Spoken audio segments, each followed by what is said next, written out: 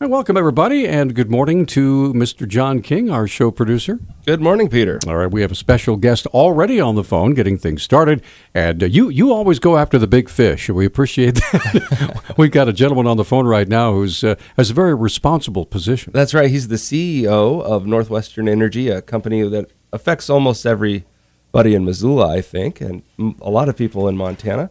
And anyway, Bob Rowe will be joining us to discuss not only a new office here in Missoula, which I think he'll be in town for today, right, but also Northwestern Energy recently acquired some dams. And also, you may not know this, but Peter was bringing this up right before the break. Bob Rowe has a history in Montana. Yes, he does. Bob Rowe, former a member of the Montana Public Service Commission, but then you took several years out of the state before you came back to be affiliated with Northwestern Energy, right? Professional people than the folks at Northwestern Energy who were focused on doing a job that is as important as anything you can do. So it's an extraordinary privilege to work with the people I get to work with every day on the mission that we focus on. So do people ever get concerned that maybe there'd be a conflict of interest between the public service job and the Northwest Energy job? Oh, there was about 4 years of gap, but what I will say is that what I think about now a lot is the kind of is trying to work with the other employees at Northwestern to build the sort of a company that when I was at the Public Service Commission, I would have wanted to have serving Montana, and a big part of that I think of really in terms of stewardship, but I don't want to sound corny about this at all, but if you think about what we do, what we're responsible for, we serve, on the electric side, almost 190 communities in Montana, and on the gas side, over 100. And the infrastructure and the service that we provide is essential to every community, to every one of our customers, and that's a real position of trust and responsibility. So to me, that idea of stewardship, responsibly managing, planning, investing in the system and services that you provide is really at the core of what we all do. And if you talk to any of our employees out in the field, in a line truck, our gas technicians, engineers, our customer service representatives, anybody, that's what they're about. Now, I understand you're on your way from Helena down to Missoula today. Tell us what's going on. Well, this is really exciting, and actually this does go back to something when I was at the Public Service Commission. I'll fess up to that. If you remember back into the 90s, you could walk into a Montana Power Company office, pay your bill, ask questions, get service questions resolved face-to-face. So what we are doing is reopening our offices to walk-in customer traffic. We're doing it kind of office by office all around the state of Montana. One thing that I learned when I came to Northwestern, and of course we serve gas and electric in South Dakota as well as Montana, and also natural gas in Nebraska. Well, guess what? Their offices were always open to walk-in customer traffic. You know, lots of industries have gone to exclusively online or telephone. And when I visit our folks in South Dakota or Nebraska, offices are busy. People are coming in to talk about their electric and gas service, and we wanted to get that back in Montana. We've had a trial in Butte and Bozeman without doing any big retrofits to the offices, and people like it. So what we've done now in Missoula is taken space in our Missoula Division office. If you go by to take a look, it's bright, it's lively, it's designed to be accessible, it's also designed to be private, and so far, even though we haven't done too much advertising about it until just this week, customers come in and they like it. It's a great compliment to to the good service that our customer service reps provide out of the customer care center in Butte, and it's a good complement to online service. But it's something we're excited about in Missoula, and we'll be doing the same thing then over the coming months in Helena, Billings, Great Falls. We've got to do some remodeling in Bozeman and Butte, and then we'll be doing something similar in towns like Kalispell and Havre. It's a great thing. Bob, we're up against a break, but I was just hoping that perhaps what you're doing might influence the IRS to do the same thing. You know, they are cutting back big time on customer service to the detriment of course, what you have just said is that people love that face-to-face contact. They really like it. And at our customer service reps at the center in Butte, they handle 81,000 calls a month. And they do a fantastic job. I love it when I get a letter or a phone call or an email from a customer who tells me that one of our folks helped them with something that mattered, and that's what we like to do. Awesome. We're going to come right back, talk about the hydroelectric dams. That the purchase has been completed and approved, and also want to talk about the Kerr Dam, the various things that are going along with hydro. And we'll continue talking with Bob Rowe. He's the CEO of Northwestern Energy. We'll be right back. And we're back on Talkback, 721-1290, 1-800-568-5309. Now, I keep forgetting we're only going to have Bob on for a half an hour, so I want to get as many topics in as we can. Tell us, if you wouldn't mind, Bob, about the acquisition of those 11 hydroelectric dams. Where is that right now, and what is that going to mean to the consumer? This is very exciting. We have acquired from PPL Montana their hydroelectric system.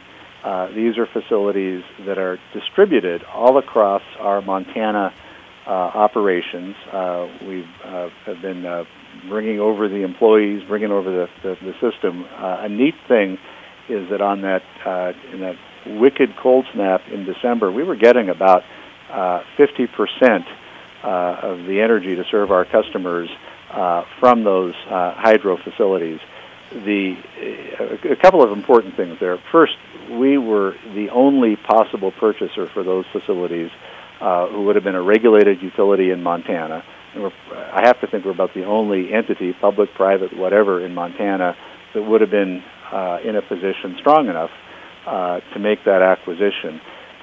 These facilities, unlike when they were owned by PPL, will be under cost-based regulation, and that means that the price that any of us as customers pay for power from those dams is based on the cost of generation, not on whatever craziness is happening in the Western power market. And just like the mortgage on your house, as we pay off the dams over their accounting lives, the power out of those dams actually becomes cheaper.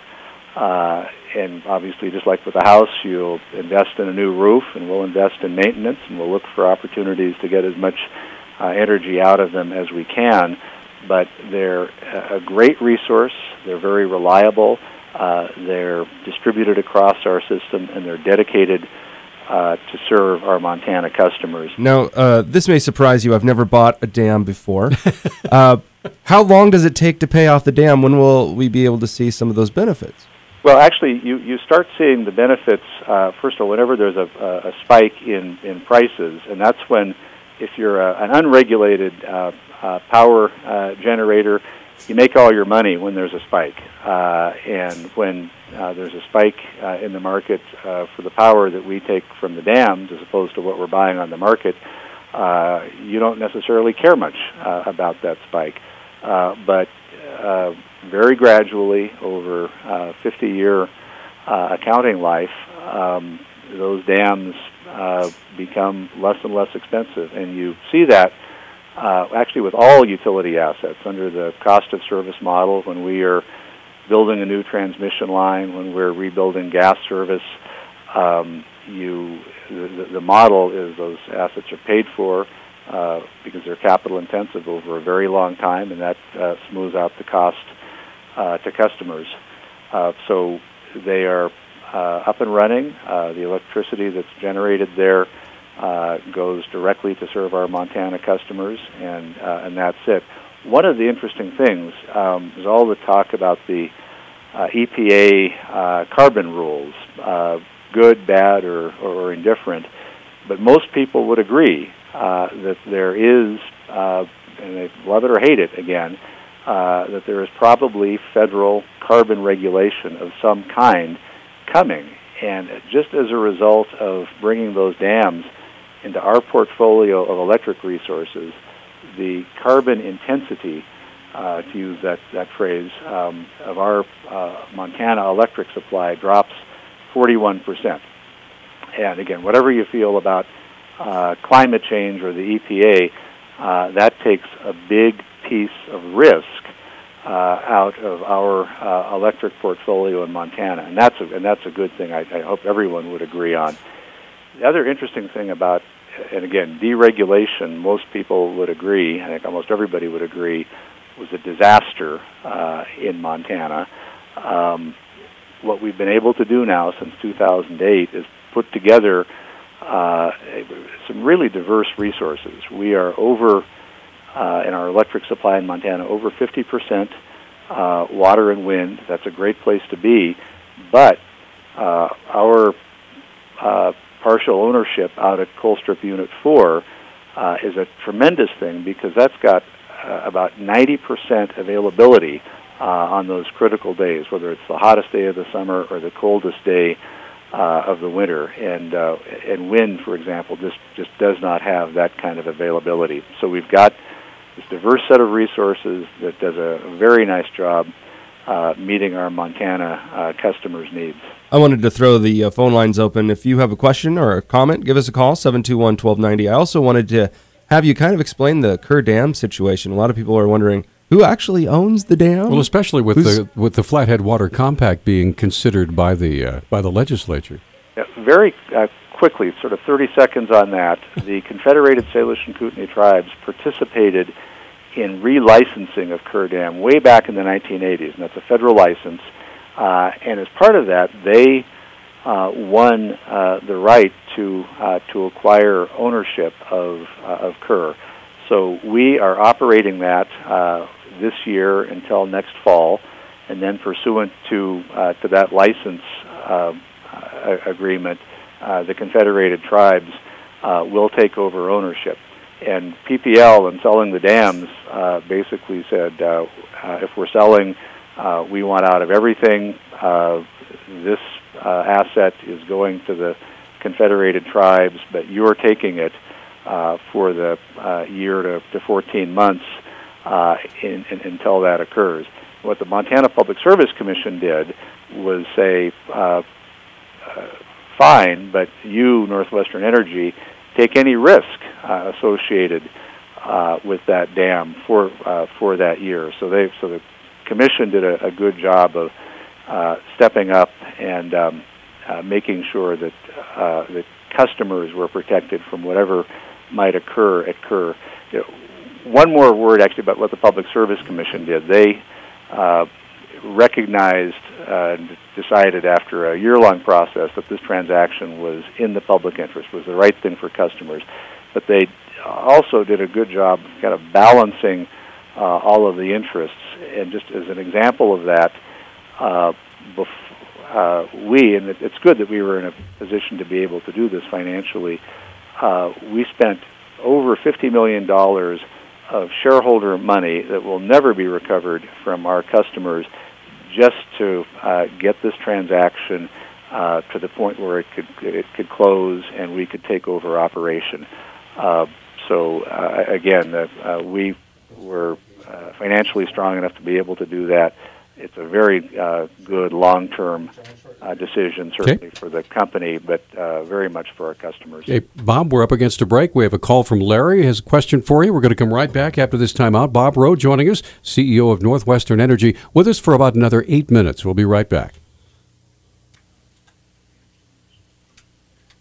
Yeah, I have to say when I drive out to Portland or Seattle, I see exactly the same thing that you're seeing, and in the way the whole Pacific Northwest grid operates, that's a big challenge, and it's a very big problem. Our system is obviously connected, and we are affected by what happens out there, but it's a little bit different in a couple of ways. First, the dams that we operate are basically run of the river, and they have a pretty high capacity factor, up 60 or 70%. So it's very high quality. Wind, it can be a good resource. We've got a lot of wind on our system, but some folks would like to think that you can operate a system only with wind or solar, for example, and that just doesn't work. You've got to have resources that are stable, baseload resources, and you've got to have resources that you can call on that hot day in August and those cold days in December and January and February, and that's what I like about the system that we have put together, and that's I can't think of a better set of assets to have. But your observations, I think, are right on target, Larry. Let's talk about distribution. I know that's something you really wanted to discuss. John and I were joking about the fact that I had a little itty-bitty power outage at my house for an hour and a half last Friday, and here I thought the whole neighborhood was out, but it was just a squirrel that sacrificed himself on a power pole not far from my house, and so that kind of sparked the discussion about distribution, right? Yeah, and what I would say is when I joined the company in 2008, one of the things I really focused on was supporting our folks in transmission and distribution operations who just want to run the best system possible. And I mentioned how much of Montana we serve, but also rural electric cooperatives, local natural gas companies are also dependent on our electric and gas transmission. So we've got 20,000 or 25,000 miles of electric service in Montana and 7,000 miles of gas service, and that has to be maintained and invested in. So we started with what we called our distribution system infrastructure project. And it's a 7-year project to take care of the low-power electric lines that connect you and the low-pressure gas lines. We're seeing a lot of good results from that in terms of reliability, safety, capacity. Some of it's as basic as putting literally millions of dollars into line clearance and vegetation management. Other parts of it, or you'll see a lot of what we call blonde wood, a lot of new poles out in the system, making sure that we're where we need to be. And we're spending over a period of years nearly $400 million. That's on top of the base, and spread out over time to be manageable in our electric and gas distribution system.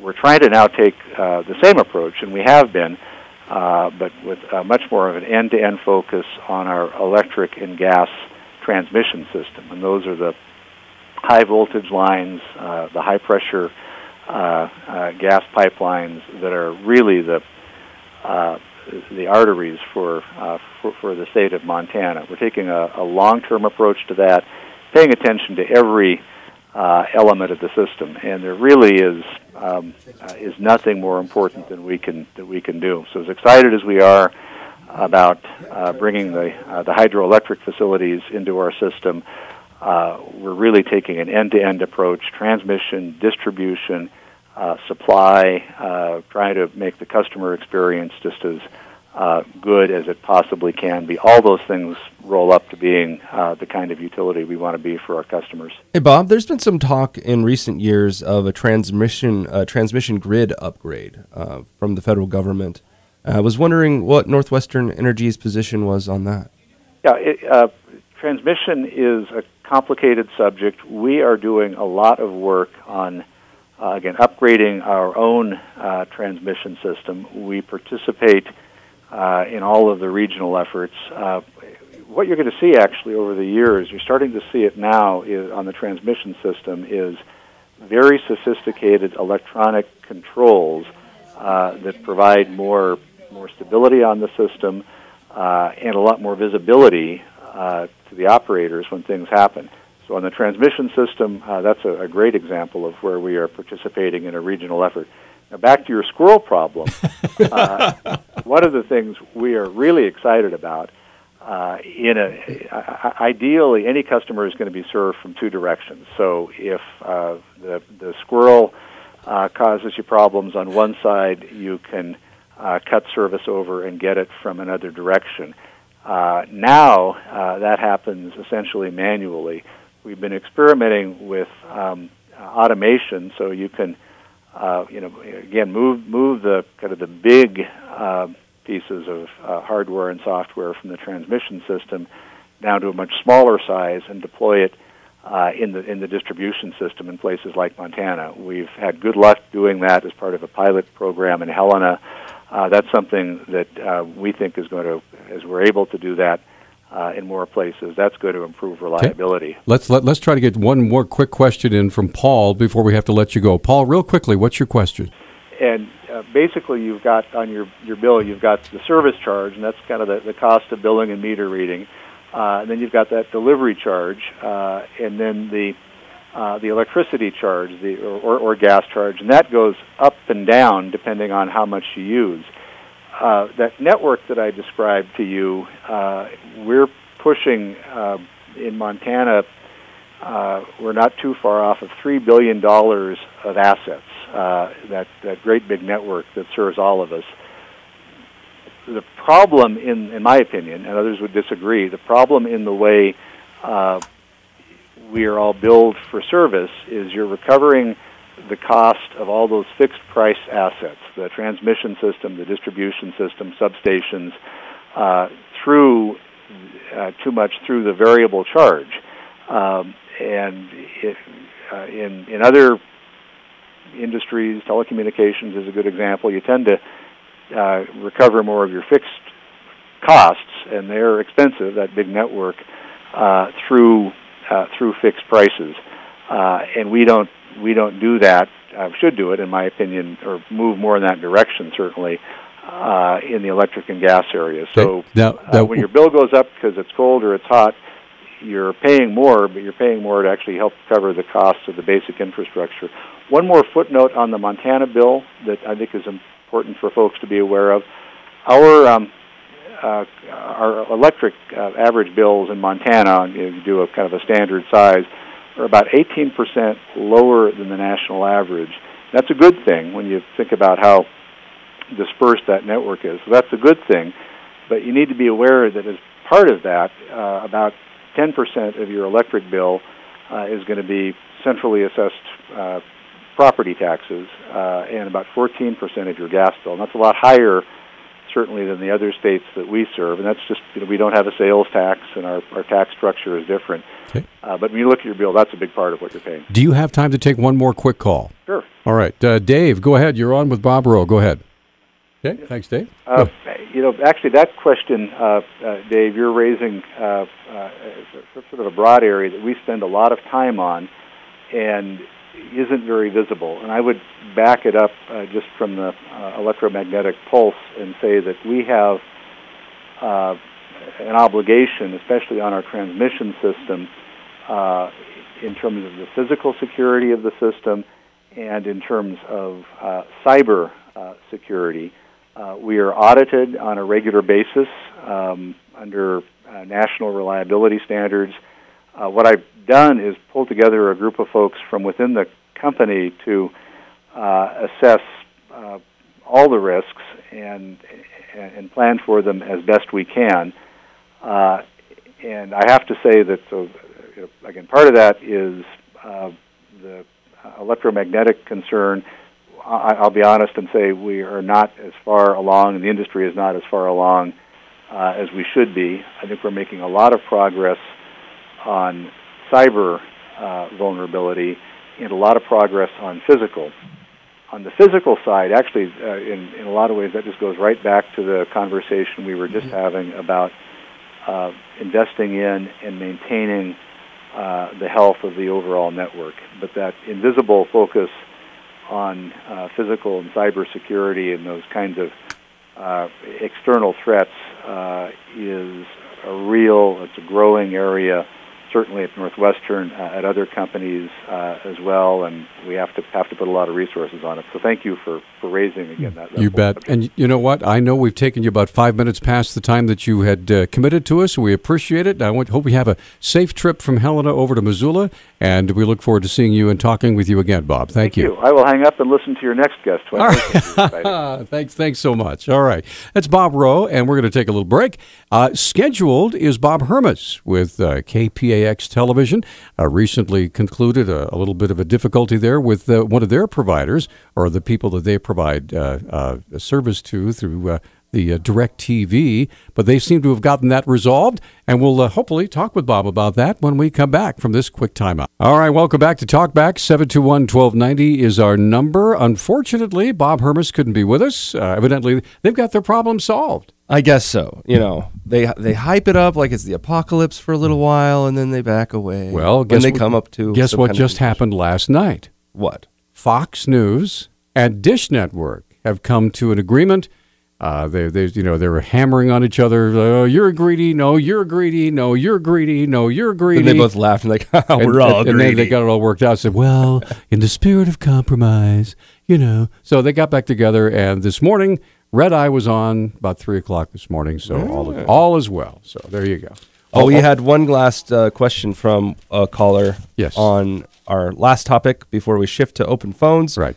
Gloria wanted to know, in the event that the CKST compact is passed, how will this affect the cost of electricity to customers? That's an interesting question. One thing I would say, the Kerr Dam is going to transfer anyway, whether or not the CKST compact goes through. So there's that. And again, what happens to the facility? What happens? Are they going to keep it? Or are they going to run it themselves? Are they going to manage it and have somebody else run it? I really don't know what the situation is on that. So we'll try to look into that and get some answers for you. But as far as the answer, her question, I don't know. How about that? All right. Now, something is going on this weekend. As a matter of fact, the registration is going on right now. They're calling it a varmint hunt for coyotes and wolves up in Sanders County, up around Trout Creek. Varmint. Yeah, a varmint hunt. Now, and I did a news story about this. It's funny. I spent several hours yesterday trying to get a hold of somebody who would be willing to do an interview with me about this very controversial hunt. But a lot of people were saying no because... Well, I got a hold of the first individual who had actually proposed the hunt as kind of a deal to promote that there's a hunting and fishing lodge up in that area. They wanted to hold the hunt. It has kind of a derby, we'll have fun. And then what the trappers and these hunting and trapping coalitions call antis, okay? The anti-hunting and anti-trapping folks. Evidently, they found out who was in charge of this derby or hunt, published their phone number on Facebook, and some really nasty stuff happened. I'm not sure if it was intended to happen. Well, what's the name of the hunt? I'm not sure exactly what it's called right now. But if you go to the website, you'll see a poster right there of what it's called. But anyway, the gentleman I finally got a hold of is a gentleman named Jason Maxwell. He's vice president of the Montana Trappers Association. And he told me that the hunt was originally sponsored by the owner of a resort and motel up in Trout Creek. And I'll just share with you what he had to say. Once that hit social media, a local organization here in town that's against hunting and trapping spread his phone number all over the internet. He started getting death threats, and what ended it was a death threat that was after his grandchildren. Wow. That's pretty brutal. Anyway, Maxwell said at that point, now you can hear the entire interview on our website, by the way. This is just portions of it. Maxwell said at that point the FBI was notified, and the event itself was canceled. However, that's when Mr. Maxwell, his and other organizations decided to resurrect the event. didn't like the idea that these antis could just bully somebody out of having a hunt, and so we ended up making a poster and re-sponsored the event through the Montana Trappers Association, Montana Sportsmen for Fish and Wildlife, and Idaho for Wildlife. And then Maxwell said, and this is really interesting, he said the intense nature of protests that came out of these anti-hunting and trapping groups actually fired up the interest and participation rate, and they're getting people literally coming in from all over the country to be a part of this hunt. Right now, the response has been great, and I think the antis going after us the way they did has actually helped it and got the word out. And right now, we have people flying in as far away as Pennsylvania. We've got some people coming in from Washington. No, I tried to contact the executive director of one of these anti-hunting and trapping groups, and did not receive a response, at least not yet. I've also had that problem. I've tried to get Footloose Montana on Talkback before, right? Multiple occasions, right? So we'll see. But in lieu of that, there is a letter to the editor in today's Missoula. Now we're going to take a little break because we're got a little bit long on the last segment. So when we come back, I'm going to read a letter to you from Sandy Compton, who is a letter at today's Missoulian from Heron, Montana, and really pretty eloquently states either her or his case. I'm not sure if Sandy's male or female. So we're going to come right back with more in just a moment. And I want to know what you think. You think this is a good deal? Should this hunt go on? Should it not go on? Do you think it's just brutal, senseless killing? What do you think? 721-1290. We'll be right back. This is Talkback, 721-1290. It's Friday, and we appreciate you being with us this morning. Unfortunately, Bob Hermes could not be with us, so we are jumping onto a different topic here, something that we covered on the news this morning about a wolf, or if you will call it a varmint hunt, wolf and coyote hunt. It's going on up around Trout Creek. Before we get to David's call, if you'll hang on just a second, David, I want to read this letter from Sandy Compton from Heron. This was in this morning's Missoulian newspaper. It says, killing varmints isn't hunting. In the early part of the last century, a young forest ranger in New Mexico set about killing every large predator in his national forest, thinking this would improve elk and deer hunting. The aftermath was overpopulation, disease, and starvation suffered by animals he wanted to, quote, protect, end quote. Aldo Leopold, a name you should probably recognize here in Missoula, later saw this as the greatest mistake of his life. He became one of the foremost conservationists of the 20th century. He taught many others the value of ecologies in which every animal and plant has its place. None deserve to be eliminated. To do so upsets the whole balance of things. The Sanders County Varmint Derby, whatever organizers call it, is at best a commercial venture aimed at bringing dollars to a few businesses. It's also scentless bloodletting, much like slaughtering bison in the late 19th century. 250 years ago, millions of bison, elk, and deer roamed this continent, plus thousands of wolves, coyotes, bobcats, mountain lions, bears, and other varmints. That's in quotes. Few humans with rifles were east of the Appalachians. Are varmints really eating all our game animals? If we take an honest look, what's really the overabundant predator species? What or who has really decimated game animals over the past centuries? Before you go hunting, quote, varmints, end quote, I challenge you to read Leopold's A Sand County Almanac. Leopold challenges us to get close to the place we live, see how it fits together, and where we belong in that mix. If you have a brain and know how to use it, you will see the folly of killing just to kill and teaching your children to do the same. When it comes to, quote, varmints, end quote, humans often act as judge, jury, and executioner, or just plain assassins. That's not hunting. That's bloodlust.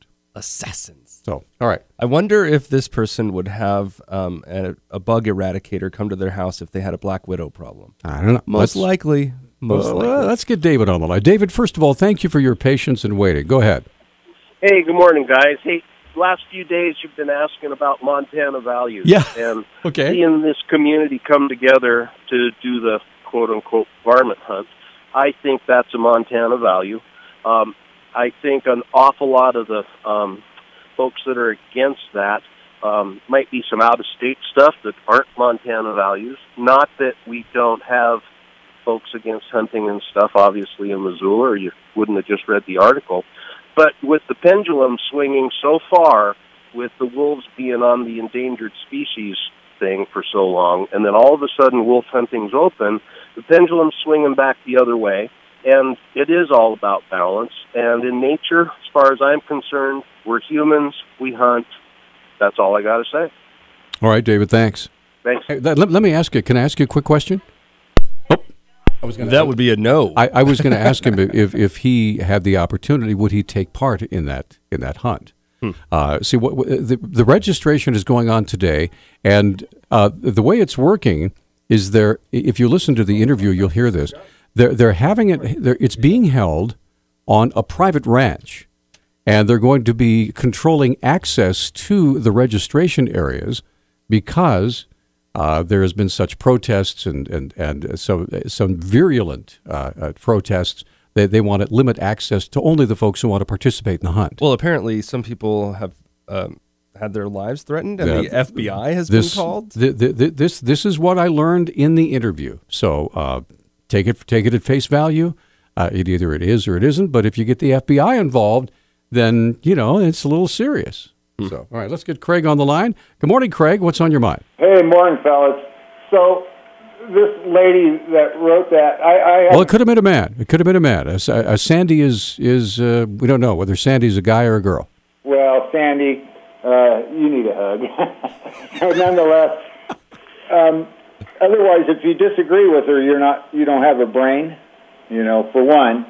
And then furthermore, to say that these animals are endangered is ludicrous. I mean, good Lord.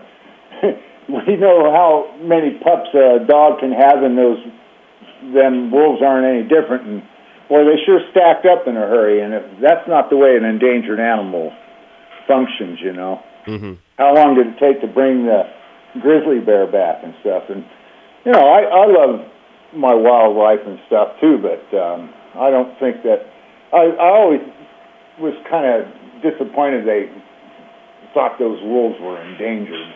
Well, I had a friend who actually hunts varmints, and his words to me whenever this comes up is he just quotes the Doritos commercial. Don't worry, they'll make more. Yes, they will. Hey, listen, guys, go for it. Thanks for the call, 721-1290. I know that sounds horribly simplistic and probably pretty darn insensitive, but maybe it's true. So we're going to come right back after this. Hey, we're back on Talkback. 721-1290 is our number. Got about 2 minutes before we take a hard break, so let's jump right into the phones and say good morning to Paul. Hi, Paul. Good morning, fellas. What's on your mind, sir? Oh, I think about this wolf thing all the time. It's impacted my hunting and my ranch, with the elk are gone. I'm west of Missoula towards the Idaho Divide, and there just hasn't been any reduction in wolves just because of the timber and the terrain. And it's just, wolf hunting and coyote hunting, it's all part of the management. It's not just bloodlust. It's management of wildlife, just same as you do with deer or elk or anything else. That's what it's all a part of. This contest won't probably even affect the coyote numbers, or I know it won't affect the coyote numbers or the wolf. Well, I know they had a hunt recently where they were able to bag some coyotes, but not one single wolf. Wolves are pretty cagey. They know how to avoid hunters. Yeah, I trap on my property to try to manage, and I've gotten a few over the years. But I tell you what, it's one of the most difficult things I've ever done is trying to manage wolves. And there's no lack of them. I can tell you that just from the tracks you see in the snow and being out in the woods. Most of these people do not have a clue what is happening out in the woods to our elk and deer. I can no longer manage my cattle, my property with cattle the way I want because of the threat to the livestock from wolves. Hey, listen, I got to get one more call in before we go, okay? Sure. Thanks for the call. Russ, we have less than a minute. Go ahead. Well, my concern with the person that wrote that letter is what's their opinion on abortion. They'll stand up for wild animals, but they're willing to take the life of a baby without questioning it. I don't know. Nothing was said in that letter about that, but it would be an interesting question. Yeah, that's my concern. Okay. Well, thanks for the call. We sure appreciate it. Thank you, Russ. And we're almost out of time for this segment. We are scheduled to have the new University of Montana head football coach Bob Stitt joining us for a half an hour from 9 to 9:30 right after our top of the hour break. So we're going to visit with him. If you have questions about our upcoming football team. Everybody's very excited about what he's bringing to the table, to the football field, and we'll be back with that. All right, welcome, everybody. Welcome back. I'm so excited. I'm just dancing on my tiptoes here because we have on the telephone with us this morning the brand new head coach of the University of Montana Grizzlies. That would be Bob Stitt, who comes to us from the Colorado School of Mines, but is now officially a Griz. Good morning, Coach Bob. How are you? I'm doing great. How are you? I'm doing fantastic. So tell us how your first couple of weeks has gone here as a Grizzly. It's been pretty busy, trying to work on this end with just getting settled in, operations here at Montana, recruiting, and then trying to get my family out here and buying a house. It's been actually really busy. I've heard tales that you're a pretty brutal recruiter, taking kids from other schools that really, really want them. We're just going after the best guys, and we've had some luck here early, and we just got to keep it rolling. Now, tell us a little bit about recruiting, because I know, especially when you're the new guy, the nice thing is that you've had a really, I don't want to say an easy transition, but should we say a rather non-violent transition, from sometimes when a coach is no longer a part of a program, things happen. But with Coach Delaney retiring, I'm sure that it's been a lot smoother path for your recruiting, right? And they did a great job of having a class pretty much put together. So I came in and we made a couple of adjustments because we need to recruit to the offense that we're going to put in, which was a little bit different from what they had. But the staff had a great group of kids already committed. We wanted to get out into Montana and offer a couple more guys here and try to get a few more commitments from Montana kids, which we are going to make a huge commitment to recruiting this state. But it's nice to take over a program that's not broken, and this one's far from it. You bet. And I know that we can't say anything about names because that violates NCAA regulations, and there's a signing day coming up in early February. But if you could just tell us about some of the positions that you have been able to fill so far as the offense goes. To start out with, defensively, I think we're pretty darn solid. We've got a quarterback coming in. We're working on a running back. Got a couple of nice guys we like. Got a couple O-linemen committed. Want to get another one. Need a couple more receivers. With this offense, we need more numbers, and you need really 8 good receivers in a game. And wow. And that's we're going to be rotating those guys through. So when you're running 90 snaps, sometimes we were even 108, 115 in a game. Wow. You can't have the same 4 guys doing that. So it's exciting for a receiver out there that's looking to catch a lot of balls, because even if he's the backup, he's really a starter. He's probably going to get 40 or more reps in a game. Wow. How did you develop this philosophy?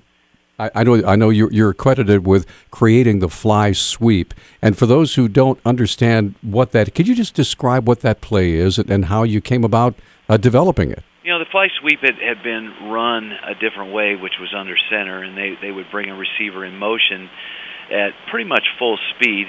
Couldn't be exactly full speed because the quarterback had to turn around and hand it to him, and you're going to run the risk of fumbling that handoff. But we wanted to do it in the shotgun, and it was too hard to time it up with the shotgun snap, so the twist that we put on the fly sweep was actually putting it in the air, and it was a forward pass. And so that's what we do. You don't run a ton of those actual fly sweeps in a game, but it's the diversion of bringing that receiver in motion, and then defense having to adjust to that motion, which makes other things really much better. Because you rely on so many high-profile players, is there much more of a setback then when an injury happens? That's with any offense. If one of your better players is injured, it's going to set you back. But we just need more of them here, and a couple of those receiver positions, those outside guys are kind of interchangeable. We could move one from one side to the other. Now the inside receiver, that's got to be a little bit bigger, more physical guy, and our slot receiver, the Z, is a little quick guy, kind of a Wes Welker type guy. So tell me about running so many plays. The average football offense in college maybe 50 or 60 plays. You know, when the guys get in the huddle, they come up with a play, they go to the line, they do the snap count, and then off they go. And so it gets into a rhythm. But you're talking about stepping things up big time. How do you accomplish that, and how do you keep your O-line fresh? You know, the O-line, they're the ones that don't get to come off the field. I was going to say, yeah. They have to be in great shape, and they have to be mentally tough. And you don't rotate those guys very often. And so I remember we had a 24-play drive 2 years ago. And it took us 5.5 minutes to run 24 plays in that drive. It's a national record. Wow. In Division II. In Division I, I think Navy had one that was 25 plays back in the 50s. But our old linemen they're scolding me after that one because scolding is a good word. They could smell strange things coming out of their pores, you know, about the 23rd play. So it is hard on those guys, but. You know, if we can rotate a few of those guys in a series or two to give our guys a break, but you just can't do that with the old linemen. You know, they're hard to come by, and to find 5 really good ones, it's hard, and so you're not probably going to play much more than 6 or 7. We've been wondering what Montana values are for the past couple days here on Talkback with our audience, and you know, coming from the School of Mine, coming to Missoula. Have you noticed anything just kind of weird, a little different at the University of Montana? You know, I don't say it's weird. I think it's awesome. It's just a passion for football, you know, and how much people care. That's what I love about it, and it's what I grew up with, being a Nebraska native. Well, what you'll find, Coach, and we're going to take a break here. I want to ask for some calls. What you'll find is once you get into Washington Grizzly Stadium, you have about 26,000 ready and willing assistant coaches who would love to give you some advice. And that's okay, you know, and just be as loud as possible when you're giving that advice.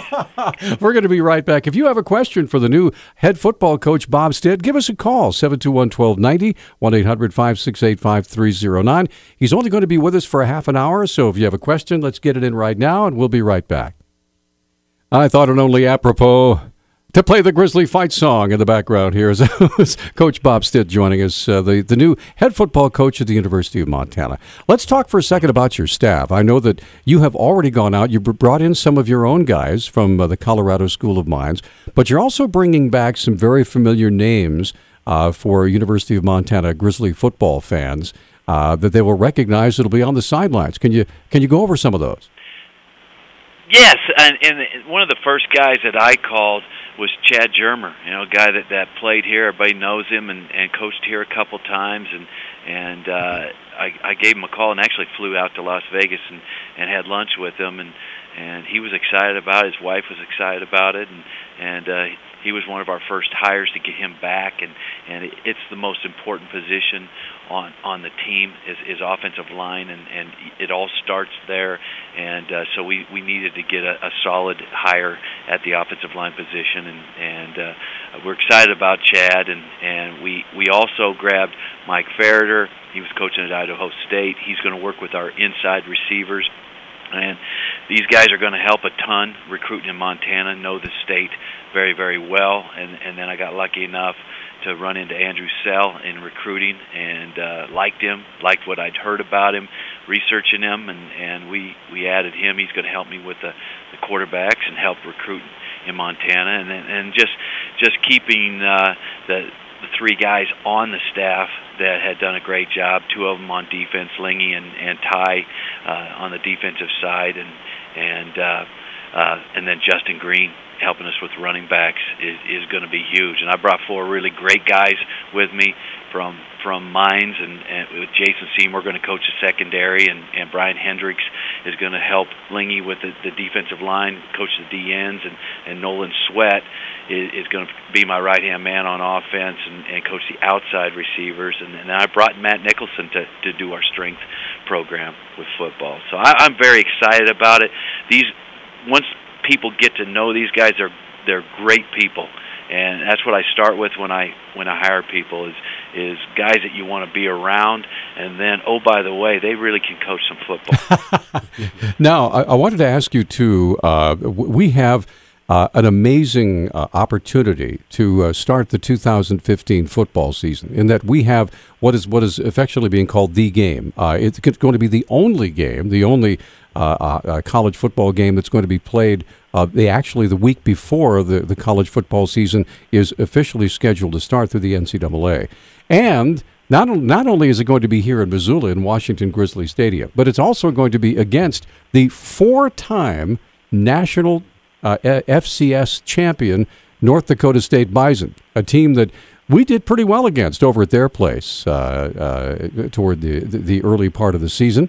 And so I'm wondering, as the brand new coach with a brand new system and a bunch of brand new coaches and players, what kind of challenge does that bring to you, especially so early in the season, before the season isn't even officially scheduled to start? You know, it's a huge challenge, but it's exciting. It's exciting to be able to right out of the gate see where you're at, and we're in this thing to do some great things, and if you want to be the best, you got to beat the best, and we need to see where our program is, right away, and that's going to be exciting for our fans and our football program to be the only show on TV that day, and everyone, you know how it gets when it gets down to college football season. People are just itching to watch a game, watch any game, and when we're going to be the only one on TV, man, that's going to be awesome. Yeah, the countdown actually began right after the last game of the season as to how many days before Grizzly football starts up again. Now, we have a Facebook comment. That's right. Daryl on Facebook says, "Tell the coach that we had the 12th man long before Seattle did."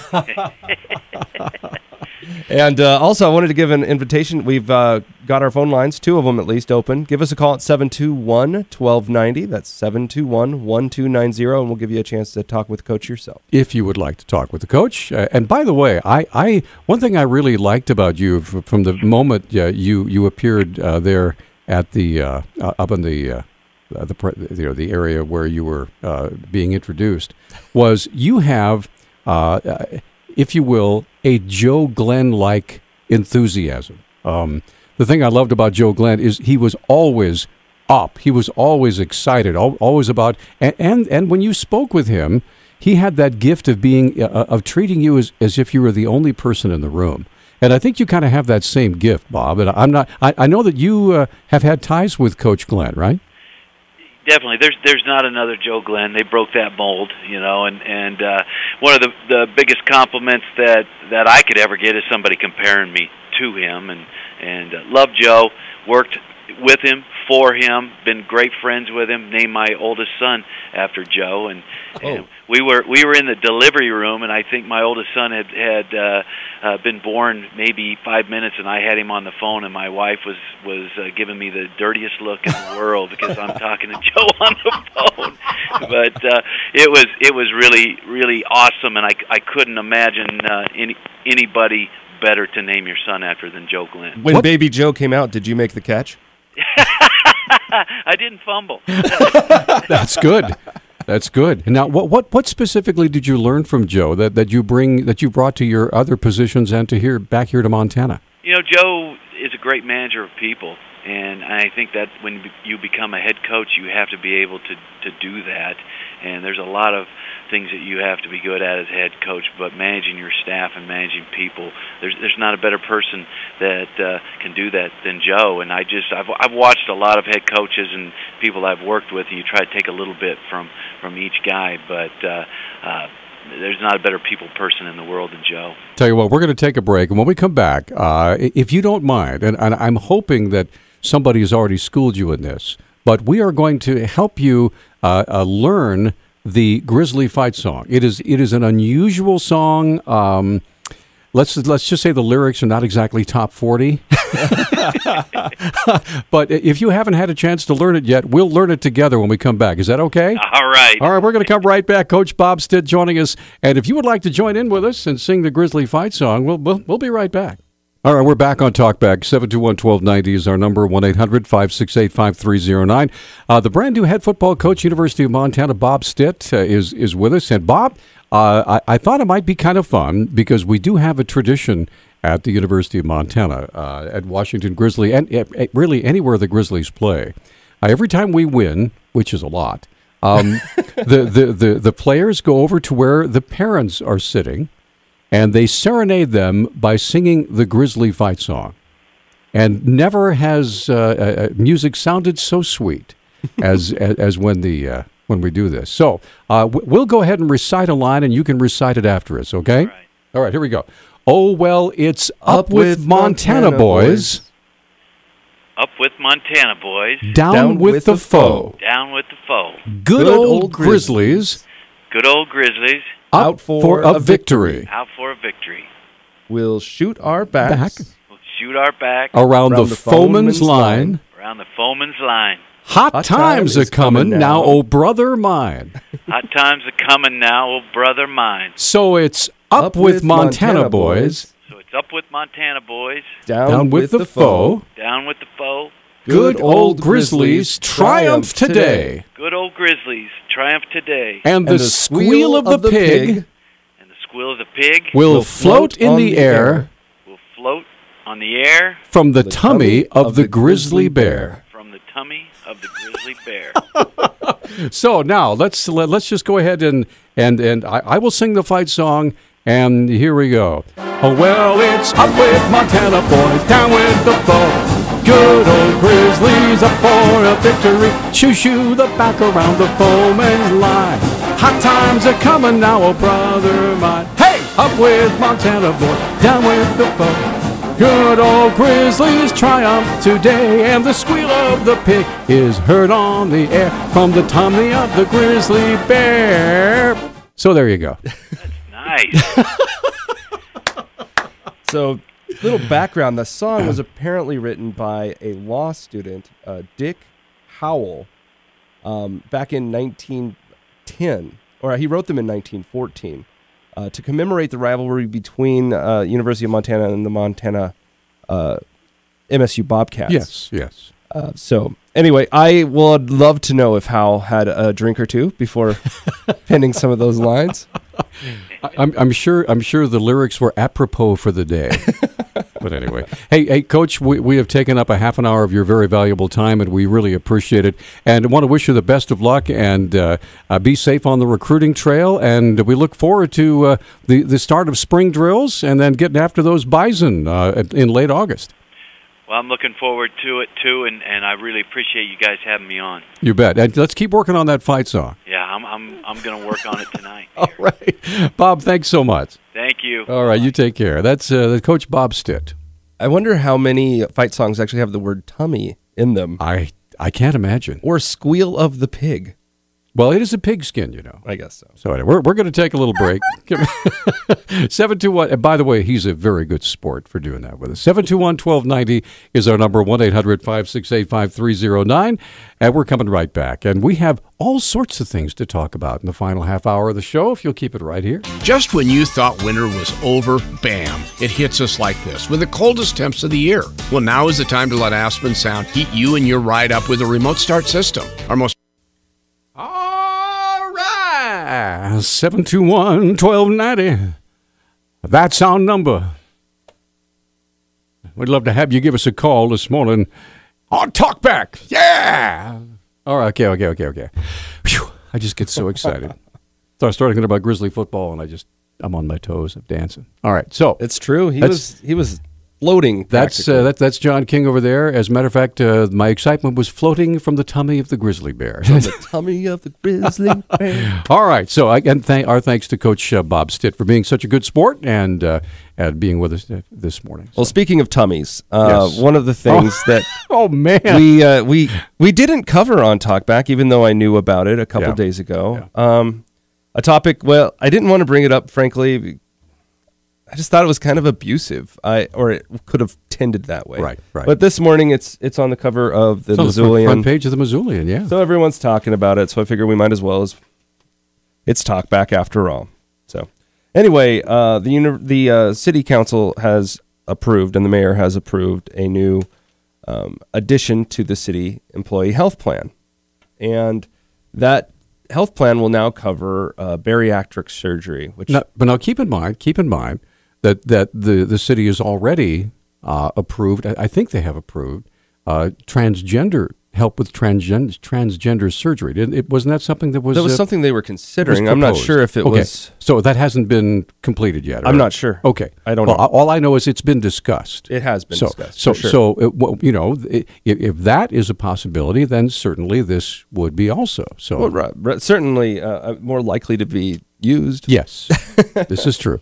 But anyway, so there's been questions. In fact, there's some extensive comments, which I'm going to read from a lawyer here in Missoula, John Velk, that appeared in the Missoulian. All right. And I'll throw out some of his concerns. Maybe you have similar ones. The first thing that did jump to mind is something that probably jumped to a lot of people's minds. Is this someone that has a lot of power using that power to get something that they want or need for them personally, simply because they're in power? Because a lot of people are saying that this is only Engen. Frankly, I don't know if that's the case or not. I don't either. And as the mayor very appropriately said in the article, and since my entire family is involved with healthcare, I'm very, very familiar with HIPAA regulations, and they are completely private. They're between an individual and their doctor, and frankly, it's nobody else's business. Yeah, here's what he said. He says, this is quoting from the article. The article, by the way, was written by Kyla Spaller. Okay. And the back and forth between the mayor, she writes, quote, on Thursday, however, Engen declined to address whether he made the request to add the bariatric benefit. Yeah, he doesn't have to. He said medical information is sensitive, and he cited the federal HIPAA law. The Health Insurance Portability and Accountability Act is designed in part to protect confidential healthcare information. Quote, this is the mayor speaking, HIPAA and I'm not going to talk about it, Engen said. For any employee, I'm just not going to put anyone in that position. He also goes on to say some things like, it's kind of unfair. These questions come to me. Would they be coming to me if I were a woman? Would they be coming to me if I was just a regular city council person? Right. Or just somebody, say, that worked for the street department, or somebody who worked in planning and grants. Right. There's lots of city employees elsewhere in the city. Yeah, exactly. Of course. But he's the mayor. He's high profile. Everybody knows him. Everybody knows who he is. He's very visible. He's right there in all the city council meetings. I mean, he goes to many different events and hosts many different events. Is an ambassador to not just to the community but for the community. So you cannot kind of understand what people will say. Okay, well, does this have anything to do with the mayor? And I wish him well in losing his weight. I do too. Anyway, Mr. Velk did not have those sensitivities. Okay. All right. And here's what he had to say. This is quoting again from, this is Kyla's writing. After the council approved the benefit, John Velk, a lawyer in Missoula, sent out a couple of tweets noting the amendment. He used the hashtags #corruption and #goodtobethking. Ooh. On Thursday, he said the tweets referred to Mayor Engen. He said he wanted to know how many other rare procedures the council has adopted to benefit, quote, a few select targeted individuals, end quote. This is him quoting again. I've heard a lot of people talking about it. This has to have come from the very top, Velk said. He questioned the city's decision to spend as much as $40,000 on a couple of individuals while it fails to fix sidewalks people have tripped on multiple times. Quote, I don't understand how you can come up with these kinds of priorities and say that you're acting in the betterment of the entire community, Velk said. Quote, I guess I question the prioritization of that, end quote. So anyway, there you go. Give us a call, 721-1290. Yeah. Looks like we already got a phone call. If you have a comment or an opinion, 721-1290 is our number. This is a forum where people talk about stuff, okay? And whether it's uncomfortable or not, for individuals or groups or whatever. We try to cover things fairly. If someone has a for or a pro or a con or whatever, we'll open the phones for everybody. Let's get right back to the phones to say good morning to Catherine. Hi, Catherine. Hi. Just a quick question. Didn't not too long ago the city council decide to add gender reassignment surgery to the health? They discussed it, but I'm not sure if anything was done. I was just curious, because I don't know who would be benefiting from that. Because and that's exactly what I brought up when we discussed it. I said, well, how many people involved in city government? You want to talk about an extreme niche or a minority? That would certainly be it. Well, I was also wondering though, but doesn't that count as what do they call it? Covering the pre-existing conditions. I don't know, but in insurance. Oh, are you talking about obesity? Yeah. Okay. Well, yeah. Well, people become obese and then they lose weight and sometimes they gain it back. So, and that happens a lot. So, and I think what these surgeries attempt to do, and let me just say, knowing many people who've had bariatric surgery, all right, sometimes it works great, all right. Other times, people still manage to gain the weight back. So it's not exactly a panacea that's going to fix everything. Sure. But the other thing, too, is how much will it add to the cost of the health insurance that is already, since Missoula is self-pay, the city government is self-pay, how much will it add? Is that in the story, John, if you know? I didn't hear what she said. What? How much is this going to add to the overall cost of the insurance? It's about 0.8% of the total in a year. Is what here. I'll read it for you. Can you transfer that? Here we go. The plan has $4.8 million in health claims annually. The memo said.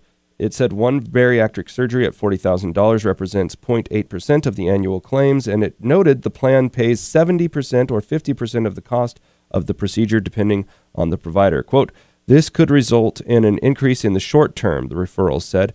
Quote, "In the long run, there is a chance that the benefit could actually reduce medical inflation by lowering the number of high-risk members on the plan," end quote. Okay. So it's a little bit of good news, bad news there. Yeah. Okay. All right. Thanks. Thanks for the call. Candy, you're on Talkback. Hi. Hi. Good morning. I love the way they don't give any kind of public input or commentary in the paper anymore.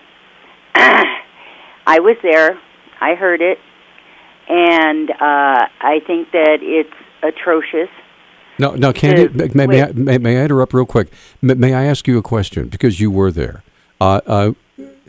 In this discussion, did the mayor make his comments that John just read, did he make them at the council, or was that in an interview with the Missoulian reporter after it was over? It wasn't, no, he made no comment. Okay, all right, thank you. None. So that I can, no. I was speaking out of my ignorance. And they are talking about saving money from sleep apnea and all this other, and diabetes and everything. And I'm trying to figure out right now why the taxpayer has to pick this up for other people's irresponsibility. Because obesity, I realize that now it's got some kind of disease level or something like that. But there's got to be a responsibility on the other person's part. Well, in many ways, Candy, I think you'd agree. It's become almost epidemic, especially with our young kids. They don't get out, they don't run, they don't play, and they just get fat. Well, then you come down to responsibility of parenting, that the kids should be outside playing, not on a computer somewhere. Yeah, and I think anybody would probably sensibly say that bariatric surgery would have to be, at the very end of the line of a kind of a drastic measure if nothing else works. That was the argument. So if it's the argument, why include it into the plan just gratis? Adam tried to fight for a $20,000 lifetime, and that was turned down, and it makes you question, because we have the comment I made is maybe these people need not to be so sedentary. You know, maybe they need to get up and move around a little bit and not go home and watch TV for 5 hours and chow down. I don't know what it is, but I know that we have most of it happening in welfare situations. And if you're working for the city, you shouldn't be on welfare. Yeah. And, you know, they keep blaming everything on welfare. And I know there's a lot of obesity there. And it's because people aren't being made to work for what they need in their food. And, I mean, there's a lot of us, and taxpayers are picking up this bill. I don't care whether it's 8% or not.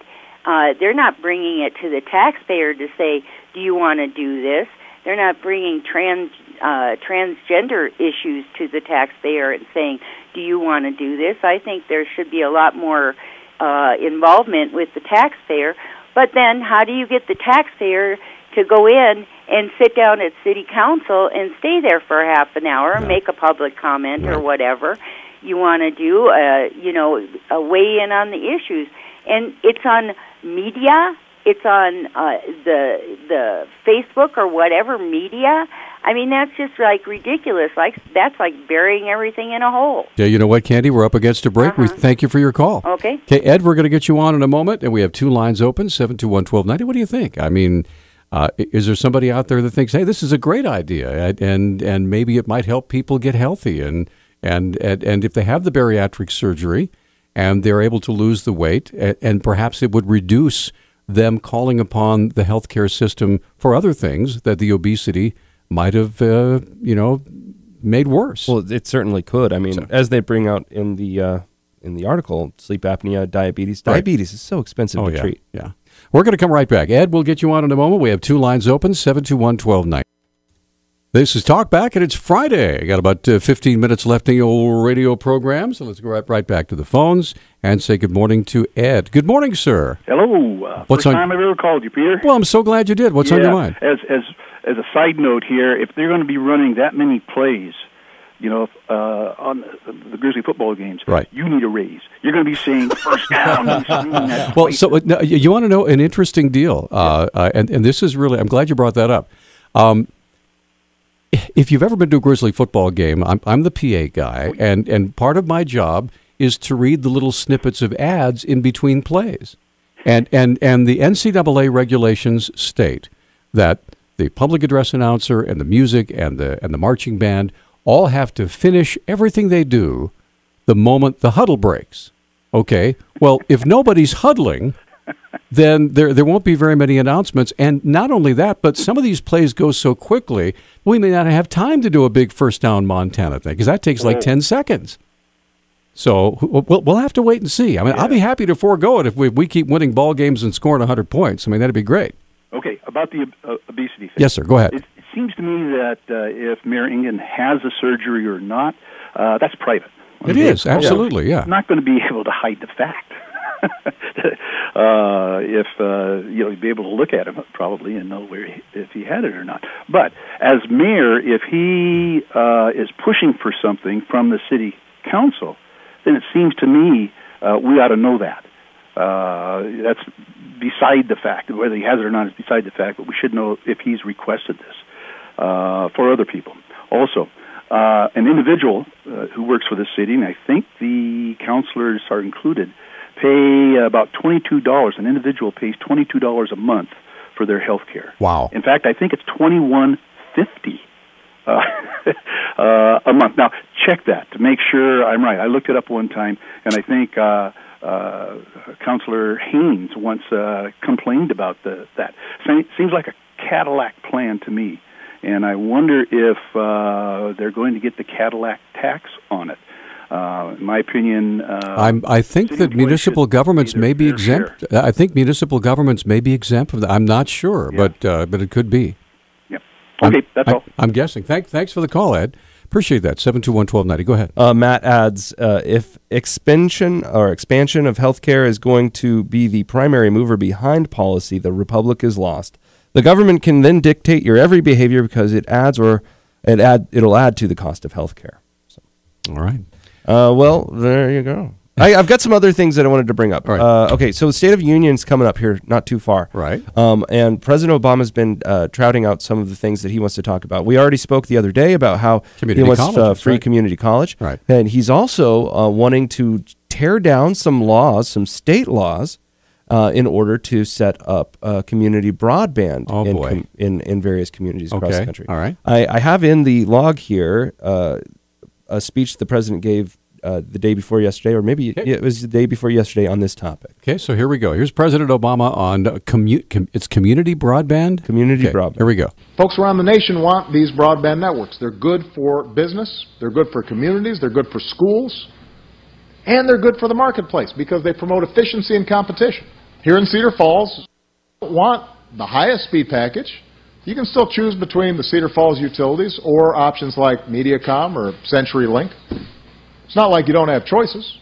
You can pick the company that offers the best service at the lowest cost for your family's needs. That's how free markets and capitalism are supposed to work. But here's the catch. In too many places across America, some big companies are doing everything they can to keep out competitors. Today, in 19 states, we've got laws on the books that stamp out competition and make it really difficult for communities to provide their own broadband the way you guys are. In some states, it is virtually impossible to create a community network like the one that you've got here in Cedar Falls. So today I'm saying we're going to change that. Enough's enough. We're going to change that so every community can do the smart things you guys are doing. So not long ago I made my position clear on what's called net neutrality. I believe we've got to maintain a free and open internet. Today I'm making my administration's position clear on community broadband. I'm saying I'm on the side of competition, and I'm on the side of small business owners like Mark. I'm on the side of students and schools. I believe that a community has the right to make its own choice and to provide its own broadband if it wants to. Nobody's going to force you to do it, but if you want to do it, if the community decides this is something that we want to do to give ourselves a competitive edge and to help our young people and our businesses, they should be able to do it. And if there's state laws in place that prohibit or restrict these community-based efforts, all of us, including the FCC, which is responsible for regulating this area, should do everything we can to push back those old laws. Okay, now my question is, with the government getting involved, is it going to be a fair and equal playing field? I think it's going. That's his case, right? And this is the same case they were making with healthcare. Was when there's a public and a private option, then there's more competition. Sure, you have a choice. There's more competition. We have it for free, and everybody pays for it, and they sell it to you, and you pay more. Which one do you want? And now, of course, with healthcare, there is no competition. It's the government or nothing, right? And unless you're lucky enough to have a business that has a healthcare plan. But if you're just out there on your own and you want to go buy health insurance, there's only one place you can go. Well, the thing that most troubled me with the community broadband tack that the president was making was the idea that the federal government needs to come into states, crack down on their laws in order to insert their own belief about what is best for that community. So the sphere of influence of the federal government keeps creeping and creeping and creeping and creeping further into municipalities, states, whatever. That being said, maybe these laws are stupid laws. They very well may. Frankly, that doesn't seem like a great idea to me. But that being said, that's up to the individual states to decide, not the federal government. We're going to come right back to this after this 1 minute. You got an opinion? Give us a call. I want super fast, and I want it free. I want community college, and I want it free. We're going to come right back. Speaking of the Scandinavians, there we go. I was just making a joke during the break that, I want my internet and I want it for free. I want community college and I want it for free. And I want health care and I want it for free. And I want food and housing and clothing and everything and I want it all free. After all, that's the way they do it in Sweden.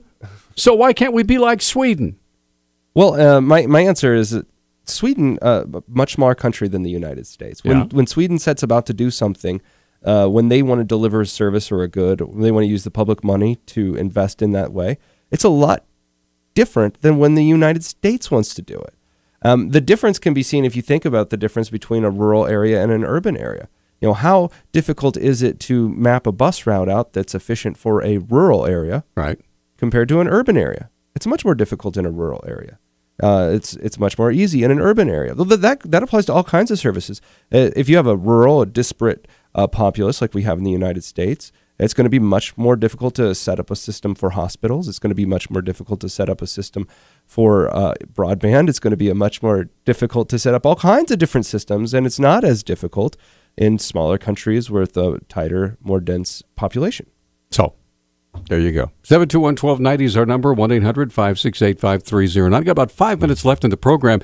If there's anything that we've talked about this morning that you didn't get a chance to weigh in on, you can give us a call at 721-1290. We would love to visit with you about it. So. Well, there's another one, clip I wanted to play. Our illustrious president has long been known and heralded as one of the most open administrations. Transparent as they come, right? Well, for the first time, apparently, closed door session with House and Senate Democrats, no press allowed. Really? And the press was kind of asking, what's going on here? So anyway, there's a back and forth between Josh Earnest and Major Garrett on from CNN, I believe. Here we go. Today's conversation with Senate Democrats. Mark Knoller, my colleague, has gone back and looked at the record, and I don't think you'll dispute it because none of us do when it comes to Mark's numbers. 7 times the president has talked to either House Democrats or Senate Democrats in a similar context. 6 times House Democrats, 1 Senate Democrat. All those had some component of open press, meaning the president's remarks and some of the Q&A were open for us to take a look at today. It's all closed. Can you explain to us why that decision was made and how it advances this conversation or our understanding of the relationship the president has with Democrats in a completely redrawn now? Well, I certainly never want to be in a position of quibbling with Mr. Knoller's numbers. I do, however, recall attending the in-town retreat that Senate Democrats convened last year at Nationals Park. That was a private meeting that the president had with Senate Democrats. So there have been occasions. There's a precedent 6 times with House Democrats, once with Senate Democrats, that it was at least partially or fully. That's true. And I just want you to explain why this one isn't. Oh, it's true that we have done it. It's true that we have done it both ways, and obviously because it is the Senate Democrats' retreat, they obviously have some input on this as well. But this is an opportunity for the president to have a conversation with Senate Democrats in the context of their retreat. That is behind closed doors to talk about some of their strategy for moving forward, and some of that's because the president wants to spend some time talking about the State of the Union address. Some aspects of which he may not have discussed publicly yet, but that frankly is the reason. The president does want to have an opportunity to visit with them a little bit behind closed doors. If there's additional information about that meeting that we can provide after it's concluded, we can certainly try to do that. All right, so there I love how they call the Democratic meeting a retreat. Yes. We're retreating from the press. All right, let's go to the call. Angie, good morning. You're on Talkback. Hi. Hi. I just wanted to comment about something you said a little bit ago about that since the Affordable Care Act, that now we don't have any choice of insurance and we just have what the government offers, and that's just not true. Okay. Prior to the time of the Affordable Care Act, about the only insurance, I don't know this exactly, but was Blue Cross Blue Shield. Pretty much had a monopoly on the state. And I've purchased my own insurance for years. And since the Affordable Care Act, I still purchase my own insurance because I don't qualify for any subsidy. So I have to go to an insurance agent and I buy my insurance and I pay for it every month. And I now can choose between Blue Cross, Pacific Source. There's one called, I think, New West, something West. I can't recall the name. And there's a fourth one now. This year, Allegiant also entered the market in Montana. So I do think that the competition is healthy. I don't necessarily like the way they do it because they don't offer plans that you can compare apples to apples, I think by design. Everyone changes theirs up a little bit. But one thing that you should probably know. They can buy insurance, and it's actually much cheaper than if you put your family, or in my case, on your health insurance at your work, because if you're in a bad pool, I mean, it's like a third. I pay a third of the cost for insurance for my son and my husband than I would pay if I bought it through my employer. I wanted to say one thing. Angie, we're completely out of time. Go ahead, John. Oh, thanks for your call, boy. Thanks for the comments. A lot of people don't know that Montana controls which plans came, and this was before the Affordable Care Act. Right. Our Securities and Exchange Commissioner kind of picks and chooses, gets to choose which programs and plans are provided here in the state. Again, thanks to all of our guests. Thanks to all of our callers. Craig, I'm sorry we couldn't get you on. We have 10 seconds. So what's coming up on Monday? Open phones? Maybe. Okay. Might be talking about EPA regulations. Okay. Well, you guys have a great weekend, and go Griz against the Cats this weekend.